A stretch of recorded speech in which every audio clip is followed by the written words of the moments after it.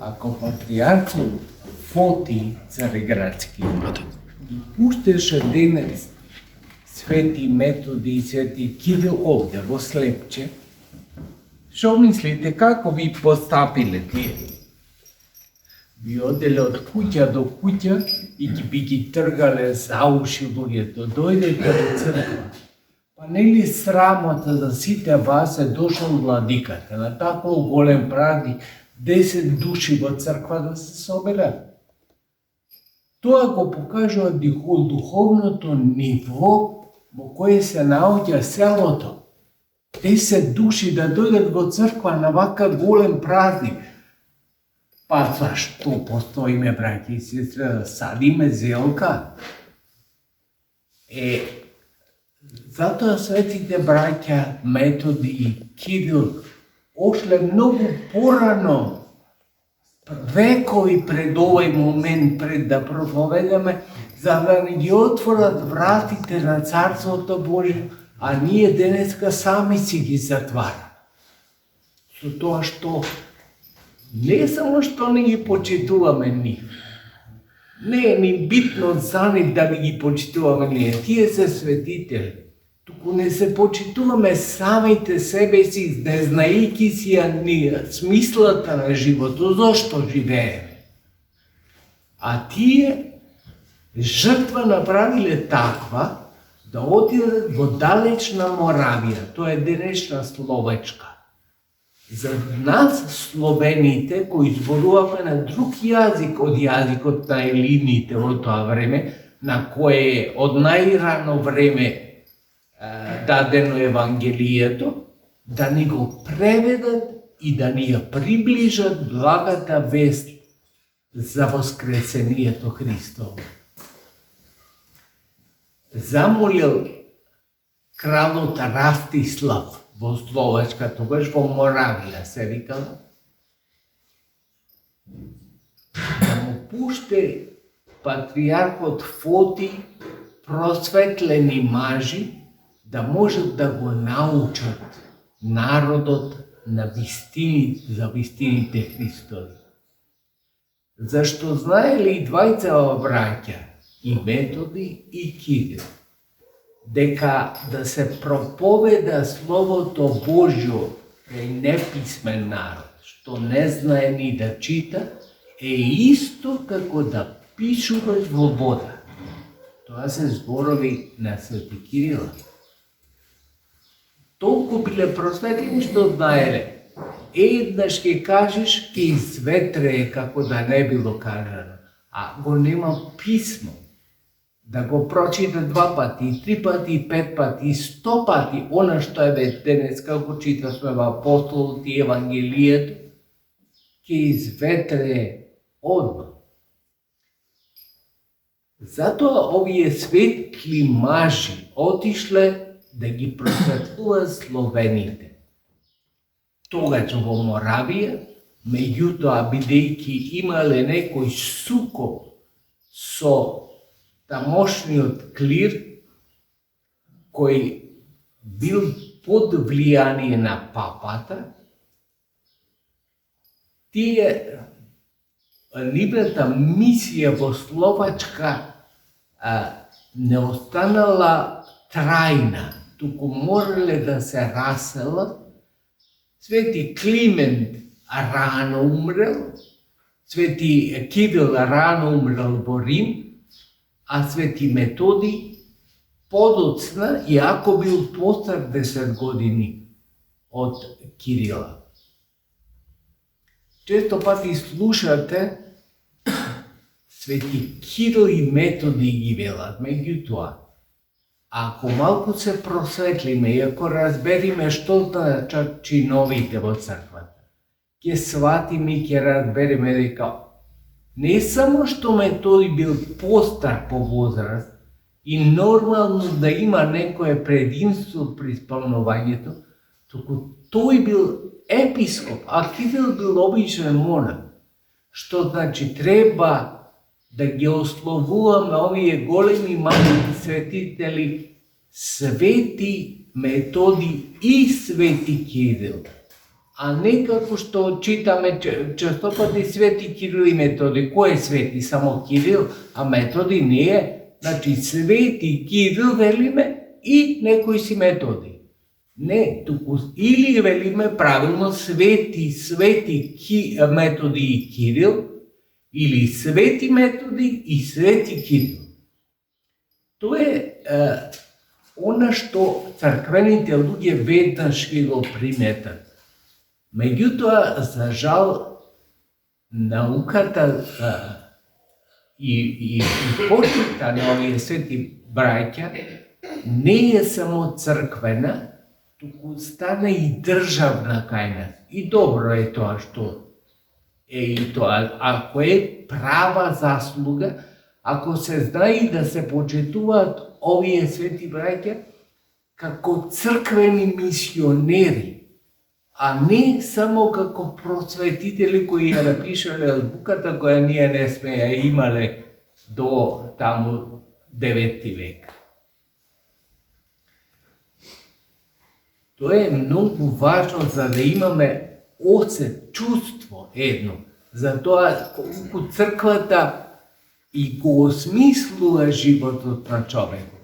Можеле овие двајца богати биле прилично и двајцата браќа, да речат што бараме дури до Словачка сега, не одиме на печалба, сега луѓето на печалба и Германија и Швајцарија, ама за да заработат нешто. Овие се потрошат и нерви и живци, ама Духот Божи кој бил во нив им велел дека неопходно е да се дадеш себе си за црквата и во мисија за црквата, за да го земиш тоа стократно повеќе.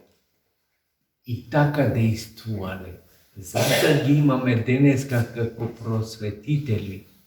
Просветители, зашто прво не просветлија на Словото Божјо, не на некоја А, Б, С, некоја азбука. Туку не прво што преведија, го проведија она слово кое се чита на Великден. Во почетокот беше Словото и Словото беше во Бога. Тоа е најважното од Евангелието според Јован. И веднаш после тоа ја преведија литургијата, зашто нормално ако размислува човек црквено, ќе свати дека ова литургија која денес ја служиме, преведена беше на јазикот кој го разбираа луѓето во тоа време. Затоа логично се не почнале прво да преведуваат некој молитвеник, како сега што преведуваат или не знам нешто друго, или некое дело Петар Пан. Него почнале за важни работи, а тие се работите кои се врзани со службата црквена. Затоа ние во црквата ги почитуваме овие свети мажи. Затоа што знаеме дека без нивното залагање нас ке ни беше исто како да пишуваме во вода. Денеска имаме други средства. Гледате и овие проповеди може да се снимаат, па да се слушаат, па повеќе пати да се слушаат. Меѓутоа во тоа време, ако уште немало и азбука да се запиши тоа што се кажува, тогаш е трагична состојбата. Таква трагична била на словените. Сите што не биле елени, елините ги викале варвари. Словените, значи нашите предходници, биле варвари. Свети Кирил, како што реков, се упокоил во Рим и гледате секоја година на овој ден оди делегација и од Македонската православна црква и од државата да се поклони, зашто погребан е во црквата Свети Климент, папа римски, во Рим, Свети Кирил. А Свети Методи се упокоил во на неговата мисија во Моравија. Нивните ученици, меѓу кои се Климент Наум, Сава Горас и Ангелари, дошле во тогашното царство Бугарија. Тоа само постоело тогаш на овие простори. Царот Горица ги примил со голема чест и тие го продолжиле делото. Кој дел? Велат дека Свети Кирил, кога ја создавал азбуката, создал некоја подруга азбука која се нарекува глаголица, од онаа која денес ја имаме како кирилица. Меѓутоа, во негова чест, неговите ученици, меѓу кои е најпознат Свети Климент, азбуката која ја редактирале или ја уредиле понатаму, ја нарекле кирилица. И денеска ние ја учиме кирилицата како наша азбука. А азбука ја викаме затоа што на словенски првите 3 букви се имале обичај во тоа време поелинскиот секако обичај да се нарекуваат буквите со некакво име, значи некако да не кажа А, Б, В, Г, Д, туку ги викале аз, буки, веди. И оттаму нашата азбука се вика азбука, значи почнува со аз, а второто буква е буки. Тие се многу важни работи за човек што сака да ја разбере духовноста на самото писмо. Зошто ни е потребно писмото? Зошто преведуваме од оригиналите кои се воглавно на елински јазик? Затоа што ние верата ја примивме преку апостолското учење, а тоа е запишано во Евангелијата, а Евангелијата се пак напишани на елински јазик. Значи, бидејќи не ги разбирал словенот, неопходно било тие да бидат преведени. Зато им сме благодарни на овие свети маѓе, значи ги знаеле двата јазици да преведат. Ако го знаеле само едниот јазик, колку совршено били, има многу свети оци кои го знаеле само едниот јазик. Да речеме Свети Никола, од ова црква на која е посветена. Не знали словенски јазик, душето во тоа време словените уште немале продрено на овие простори. Ама освен елински не знаел друго светник, може би нешто знаел и латински, ама словенски никако. Нема можности да го научи тоа. Ама затоа во времето на Свети Методий и Свети Кирил, многу луѓе во Солун, каде тие потекнуваат, знаеле словенски јазик. Ама знаеле како? Без писмо. Односно како да пишуваат да водат. Затоа била неопходна ваквата мисија која направиле светите браќа. Затоа, браќа и сестри, и денес е неопходна слична мисија. Ние не можеме да се равниме со овие свети браќа, ама слично правиме. Еве и денес проповедаме за 10 луѓе во црквата и ќе проповедаме.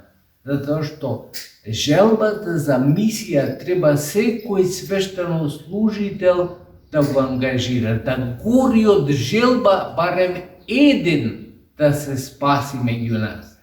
Тоа е неважно. Луѓето, колку луѓе живеат и колку генерации поминуваат. И што со тоа? Ги знаеме имињата. Ги знаеме можеби едно колено назад и 2 некад. А ги знаеме другите. Каде се тие? Си оставиле тие белег? Оставиле. Оваа црква ја гледаме. Кој ни ја оставил? Предходниците наши, кои се вградиле во овие камења оде. Ама затоа па нашиот долг Сега, не само да го чуваме ова место, тако да го разубавиме, да го осмислиме, а тоа ќе го направиме најдобро ако се собереме во црква. Денеска цело село треба да е во црква.